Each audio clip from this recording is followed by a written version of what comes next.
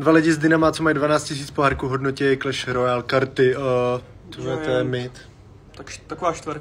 To je moc, kámo, to není tak dobrý. Ale je to dobrý. Dáš Gianta za to Sparkyho. Ten tvůj Sparky to tam nebude. Dáváme 5, kámo. Tak 5, jo, 5 může být. To nesnáším taková mrtka. Když to někdo proti mě dá, tak máš zadarmo elixír. Ne, jo? to já vždycky Sparky to zabije na jeden hit. Jo, může být. To nesnáším, je to OP, ale je to mrtka, kámo, nemám jí rád. Hodnotíme dobrý karty, nebo že nás to sere, kámo? To nevím. Mě už to sere, jenom to vidím. Dobrý karty. Takže, ale je to dobrá karta, jako na 3 bych to dal.